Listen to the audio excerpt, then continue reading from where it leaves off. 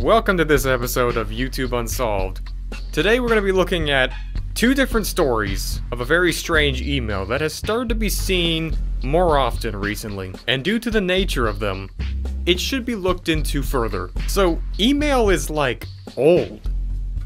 Your parents growing up most likely had email.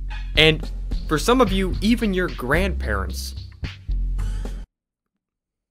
Actually, that's kind of weird. I hope not. But the point still stands. This is not some new and trendy thing, but it was the best thing since sliced bread when it first came out. I mean, you can talk to people with words on a screen. You've got mail.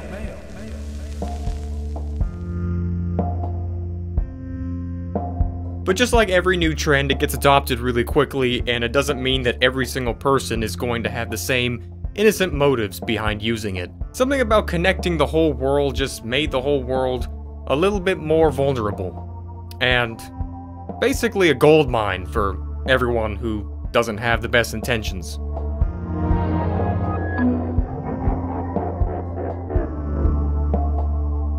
And sure, like nowadays, all this stuff is just second nature, and trivial things like email is just nothing but a mental footnote in our day-to-day lives.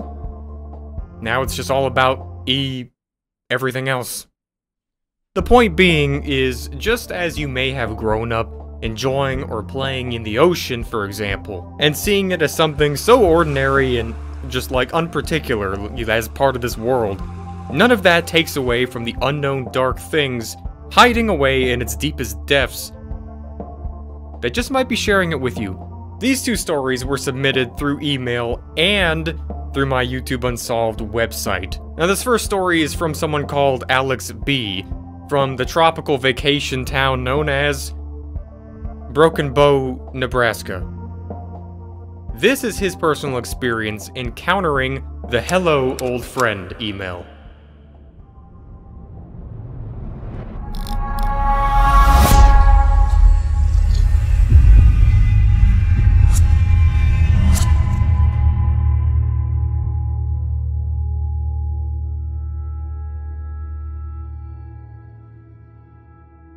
Hello, my name is Alex, and I'm from a town in the absolute middle of nowhere. But that doesn't have much of an impact on my story. But regardless, it means it was one of the most interesting things to take place in my small city's recent history. I don't go on the internet too often. It would be kind of hard after all, considering the only availability pretty much is satellite Wi-Fi, which is just barely enough to browse my favorite apps like Facebook, Twitter, and Snapchat. Everything else I do is basically work around my family's 5-acre property. So that's why I was seriously interested when I got a notification from an email saying, "Hello, old friend," with an old-looking yellow smile emoji.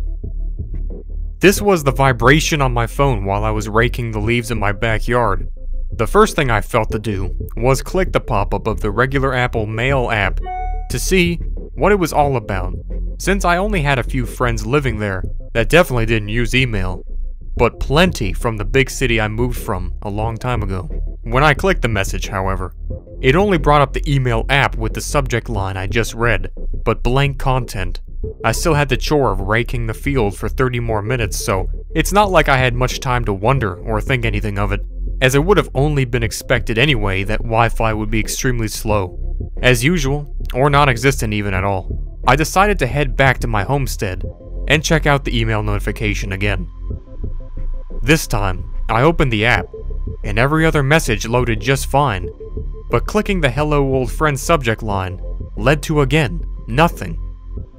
It goes without saying that I was annoyed by it, but I wondered if any of my old friends wanted to talk to me again. But either way, I threw my phone down on my bed and moved on with my life. So nothing too out of the usual so far.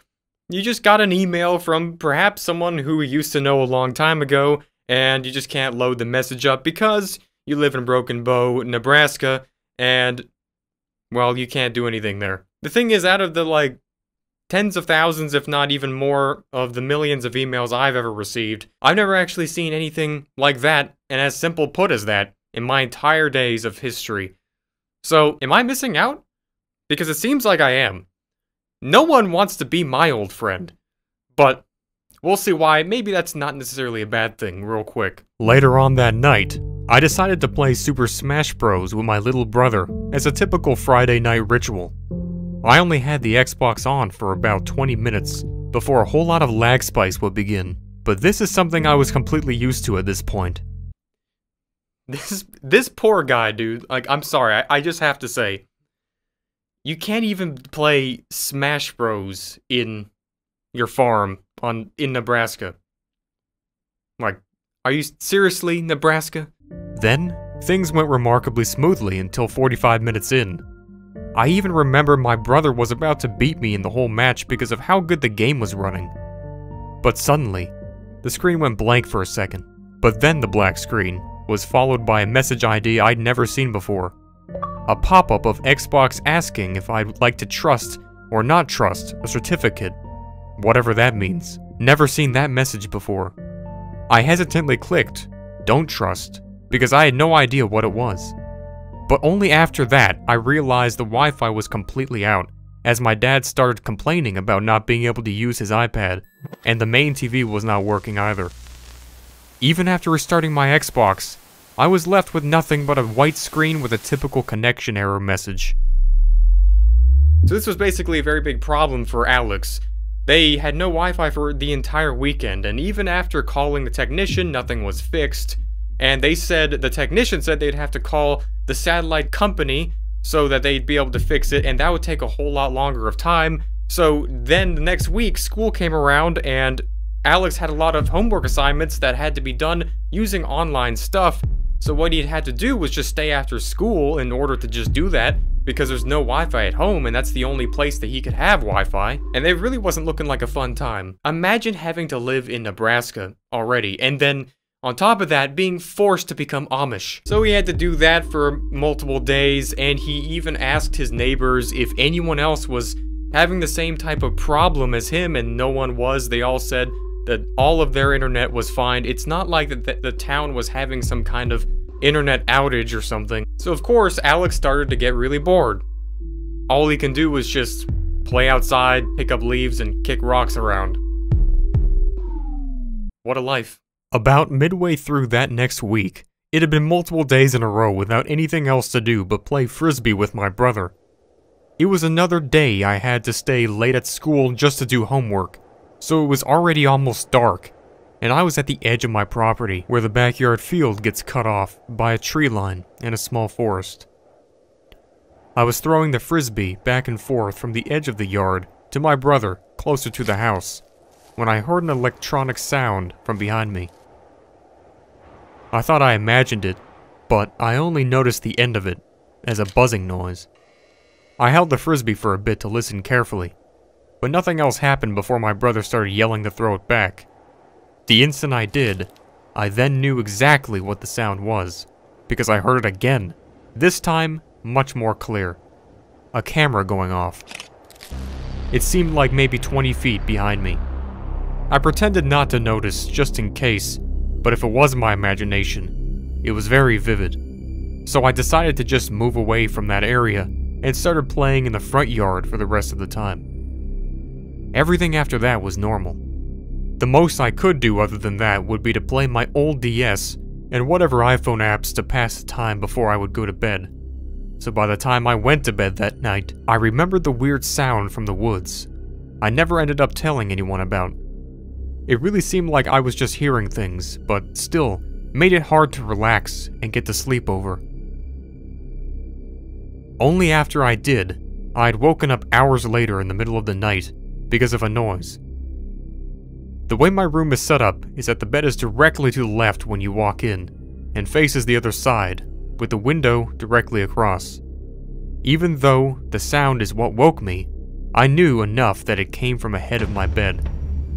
Looking across my room, I saw nothing, but through my window, I knew I saw something that wasn't right. I had a small flashlight on my bedstand that was always there, that I picked up to shine in that direction. And when I did, the whole corner of the room lit up, and through the window, there was a black shadow of a man, standing, looking into it, with his hands to the glass. I even thought I saw, through the light, teeth, as if they were smiling big, that it was noticeable in the light. But I never decided to find out, because of course, I screamed and ran out of the room, and into the living room, where I felt safe. My parents were quick to call 911 after I explained what happened. My dad went outside with his gun, but found no one. The only thing that stops them from explaining the whole thing away as a night terror or my imagination is that the internet turned back on somehow, and everything went back to normal that next day. I still can't get over that. So that was experience number 1, and now, in order to proceed, we're going to have to take a trip all the way down under to the other side of the world for experience number 2, just to demonstrate how far-reaching this phenomenon is. This one takes place and was experienced by a chap named Jack.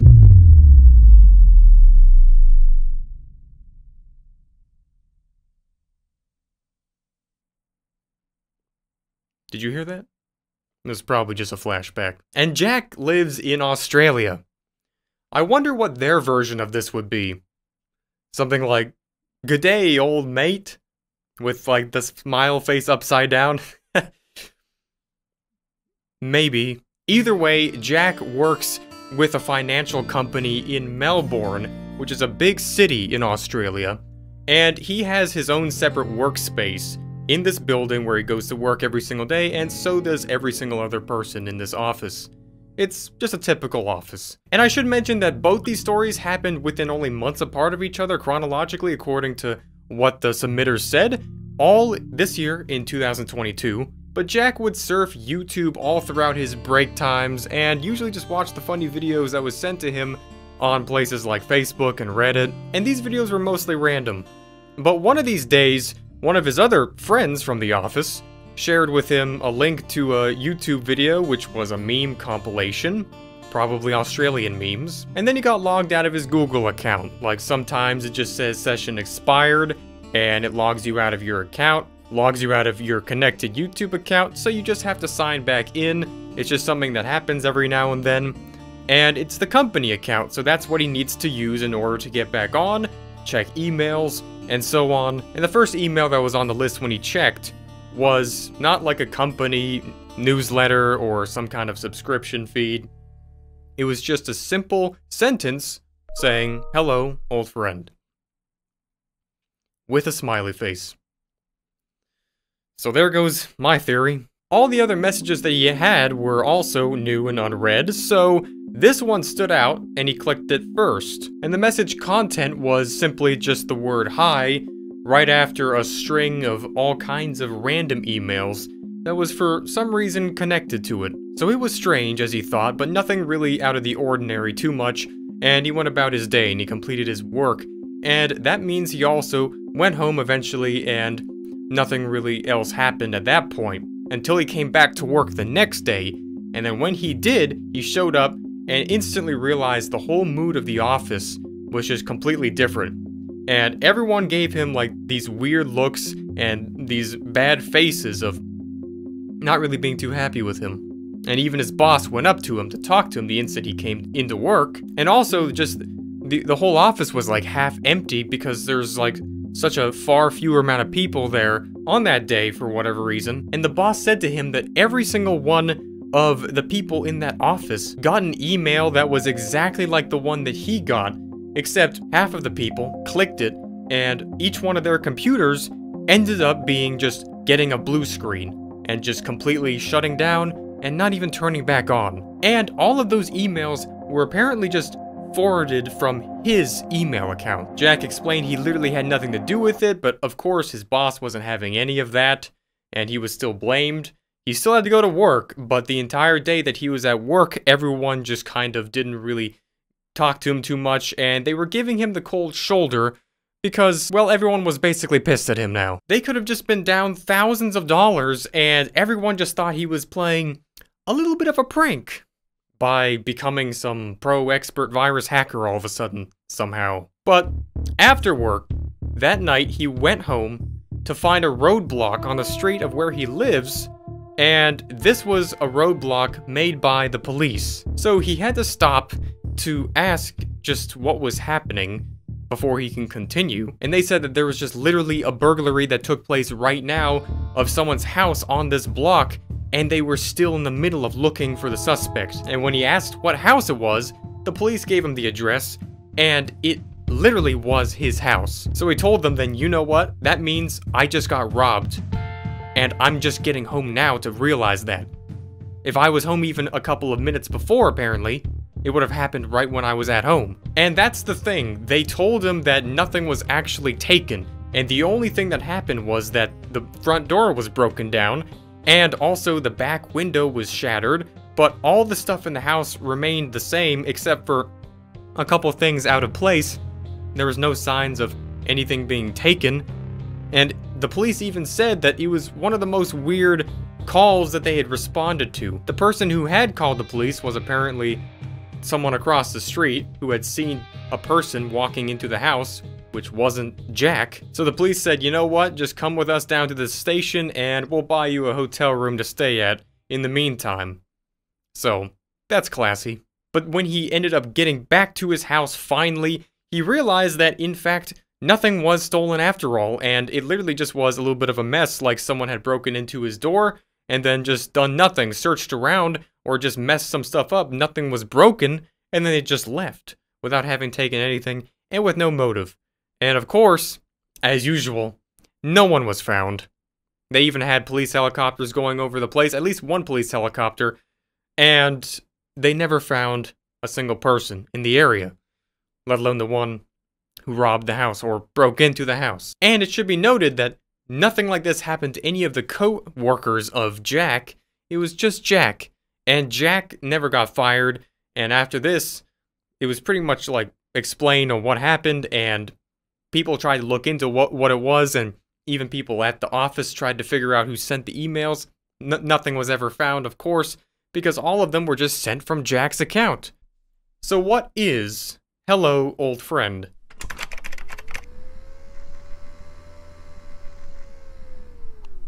So we can see in each one of these instances, the hello friend had no content in the actual email itself. It was just the subject line. But it was the same subject line every time, no matter where it took place. If it was a virus, there should have been some form of thing that you'd have to interact with in order to initiate it. As far as I know how viruses work, it would basically be like getting sick even after spending your whole life in a white insulated room with no contact to the outside.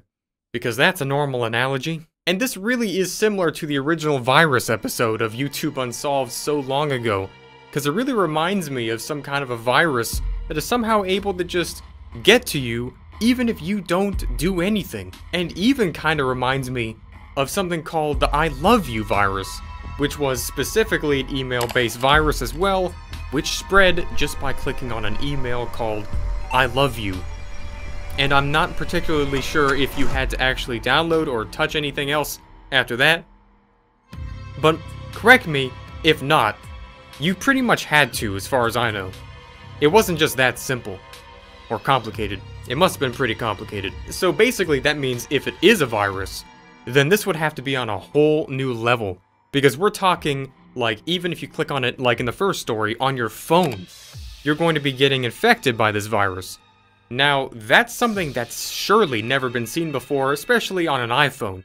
What kind of an iPhone gets a flipping virus? And it appears that even through your phone, clicking on the notification or the email itself appears to give away your data. And then your Wi-Fi crashes, or something about your technology starts to fail. And also the experience with number 1 seemed to kind of be similar to number 2 on how there ended up being almost physical break-ins with both of these people's houses. So, could these actually be connected to the same person, perhaps? And if it is, what would be their motive? And why would they be taking pictures of person number 1 in the woods just to go all the way to Australia to break into some random guy's house? Because reasons. And it seems to have the ability to use the person's account that it gets sent to, or if they open it, to spread to other people who they may have in their contacts list. So the first guy not having any friends, that's the benefit, I guess. There was only one other source of someone ever reporting them having this email sent to them, but out of all places, he was on some random internet forum, and it was just someone asking about whether or not someone on the site had sent them the email, because the message that was sent through the email address that's sent to them, the same thing with the hello old friend, had the URL connected with the address. But everyone that replied denied it, and the only thing of any particular interest was one reply, and all they said was, "Do not open, do not reply, they are not your friend." And that's it. So I reached out to this person just to see exactly what they mean by this, and I got no reply. It's been about 3 weeks. So that's helpful. None of the other senders in any of these cases shared the same email address either, which is certainly something that would put the pieces together. And did this have anything to do with person number 2 getting logged out of YouTube after watching a particular video? We don't really know for sure, but it happened right after. Was it all just a prank? This could be some underground criminal operation that somehow discovered this brand new virus strategy, or this brand new type of super strain virus, just like in real life, how diseases can spread to become even more powerful, and they developed some secret way of doing this so that you didn't even have to click on anything, you could just send it. If they open up the email, it gets spread to them and all of their data to crash it, and then spread the thing through the email to the next person in their contact list. And people are using this to then hijack people's information, and maybe some even to attack people, get their personal information, find their house, do whatever kind of terrible things that you could think of. It's really just up for debate, because this is so brand new, and luckily it's not really too big of a thing yet. But if you just think about, whoa.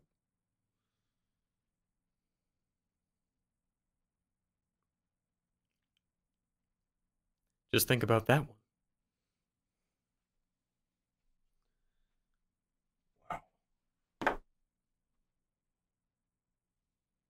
If you just think about it, that is so scary. The fact that people could just develop something like that, and then just use it to coordinate some kind of attack, or even just sell it to people who are even more crazy in the head. Either way, if you see this email, as said by the anonymous person on this random forum site, that I could not contact, don't open, don't reply, because they are not your friend. Go make some other friends. I know you can do it. And with all that being said, thanks for watching this episode of YouTube Unsolved. This has been Season 4. Episode number 4. And I will see you, and you will see me in the next video. Go and submit your own YouTube Unsolved mysteries and or experiences in my YouTube Unsolved page on Thetekkitrealm.com. Or you could just go straight to my email address, but don't send me anything like this. Thanks. And I'll see you later. Bye. Goodbye.